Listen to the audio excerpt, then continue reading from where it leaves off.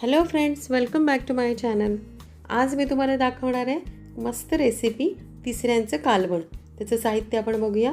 इकडे मी तिसऱ्या घेतल्या आहेत, त्या स्वच्छ धुवून मी साफ करून घेतल्या आहेत. एक बटाटा घेतला आहे बारीक चिरून. भाजक्या वाटपासाठी उभा कांदा, आलं आणि लसणीच्या पाकळ्या घेतल्या आहेत. एक वाटी खोबरं घेतलं आहे.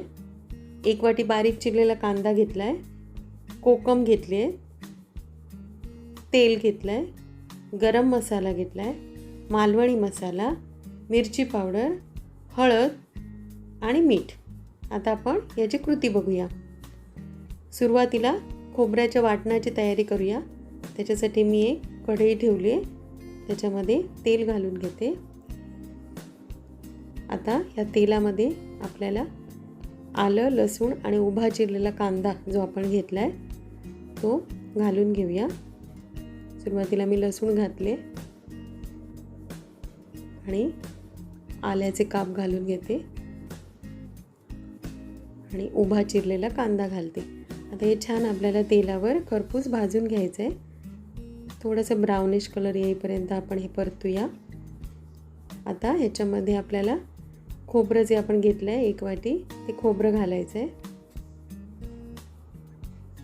आणि खोबरं या सगळ्या कांदा आणि आलं लसणीबरोबर चांगलं परतून घ्यायचं आहे. हे पण छान आपल्याला ब्राऊन कलरचं होईपर्यंत परतावं लागेल. त्याच्यासाठी मी मीडियम फ्लेमवर 5 मिनटासाठी हे चांगलं परतून घेते.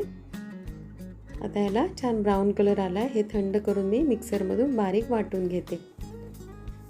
आता दुसऱ्या कढईमध्ये आपण फोडणी तयार करूया. सुरुवातीला तेल घालूया. 2 टेबलस्पून तेल ॲड केलं आहे मी इथे. तेलात सुरुवातीला आपल्याला जो बारीक चिरून घेतलेला कांदा आहे तो घालायचा आहे. तो आपल्याला छान परतून घ्यायचा आहे तेलावर. त्याचा सगळा कच्चा वास जाईपर्यंत आपण परतूया.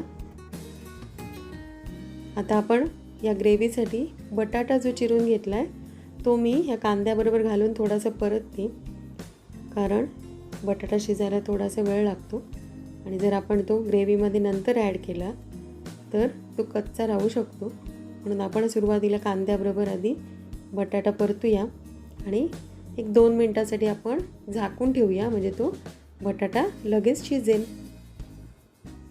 आता कांदा आणि बटाटा दोन्ही आपलं परतून मस्त तयार आहे. बटाटा पण चांगला शिजला आहे. आता आपण याच्यामध्ये मसाले घालून घेऊया. इकडे मी 1 चमचा हळद घालते. 1 चमचा रेड चिली पावडर म्हणजे मिरची पावडर घालते आणि 1 चमचा मालवणी मसाला घालते. आता हे छान आपल्याला तेलावर थोडंसं परतून घेऊया. त्यांनी आपल्या ग्रेव्ही जे आहे, आपलं कालवण जे आहे त्याला मस्त कलर येणार. थोडंसं परतूया 2 ते 3 मिनटासाठी आपण. आणि आता आपल्याला याच्यामध्ये साफ करून घेतलेल्या तिसऱ्या ॲड करायच्या आहेत. आता आपण थोडंसं हे मिक्स करून घेऊया आणि आता आपल्याला या तिसऱ्या ज्या आहेत त्या शिजवून घ्यायच्या आहेत. आपल्याला मीडियम फ्लेमवर 5 मिनटं हे सगळं ठेवावं लागेल. त्यांनी छान त्या तिसऱ्या मस्त शिजून येतील आपल्या. थोडंसं चवीपुरती मी मीठ घालून घेते. नंतर आपण टेस्ट बघून परत ॲड करू शकतो. आणि ड्राय कोकम जे आहे, आमसोलं जे आपण म्हणतो, ती घेतली आहेत. त्याने ह्याला छान आंबटपणा पण येतो आणि आपल्याला छान डायजेस्ट पण होतात, कारण तिसऱ्या थोड्याशा पचायला जड असतात. त्यामुळे आपण कोकम घालून घेतलं इथे आणि 1 वाटी पाणी घालते. आता हे जे कालवण आहे त्याची कन्सिस्टन्सी जी आहे ती एकदम थिक नसते. थोडंसं आपण रनी कन्सिस्टन्सी ठेवतो इथे, कारण आपल्याला ते भाताबरोबर पण खाता येईल आणि चपाती किंवा भाकरीबरोबर पण खाता येईल. आता मी 3 ते 4 मिनटासाठी मीडियम फ्लेमवर झाकण ठेवून घेते. त्याने त्याला छान उकळी येईल आणि तिसऱ्या ज्या आहेत त्या मस्त शिजतील. आता झाकण काढून मी बघते. मस्त वास सुटला आहे आणि तिसऱ्या पण त्याचा पण रंग बदलला आहे. त्याचा अर्थ तिसऱ्या पण मस्त आपल्या शिजून आल्या आहेत आणि छान ह्या मसाल्यामध्ये आणि कोकममध्ये हे मस्त मिक्स झालं आहे. आता आपल्याला आपला लास्ट इन्ग्रेडियंट जे राहिलं आहे म्हणजे जे आपण वाटण करून घेतलं आहे खोबऱ्याचं ते आधी इथे घालून घेऊया. हे वाटण करताना मी थोडंसं पाणी घालून बारीक वाटून घेतलं आहे. आता ह्याच्यानंतर आपल्याला तुम्हाला कसं जाड पातळ कशी तुम्हाला ग्रेव्ही हवी त्या पद्धतीने तुम्ही पाण्याची क्वांटिटी कमी जास्ती करू शकता. कारण कालवण म्हटल्यानंतर ते थोडंसं पातळ असावं, एकदमही जाड उपयोग नाही.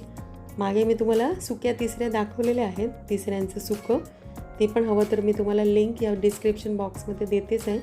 तुम्हाला ड्राय खायचं असेल की तुम्ही ती रेसिपी ट्राय करा. इथे मी थोडंसं 1 वाटी पाणी इथे घालते आणि आता हे छान सगळं मिक्स करूया. आणि लास्टली आपण गरम मसाला पावडर 1 चमचा घालूया आणि हे छान आता उकळी काढूया. ह्याला मस्त ते जे खोबऱ्याचं वाटण आहे ते मसाल्यामध्ये मिक्स होईल आणि मस्त त्याला वासही सुटेल. छान त्याला 1-2-3 मिनिटांनी छान उकळी येते आणि थोडंसं परत चवीपुरते मीठ तुम्ही बघून घालू शकता. मी इथे थोडंसं ग्रेव्ही जास्ती असल्यामुळे थोडं मीठ घालून घेतलं आहे. मस्त त्याला उकळी आली आणि वासही छान सुटला आहे. तर मी हे सर्व करून घेते. तुम्ही पण करून बघा आणि मला नक्की कळवा.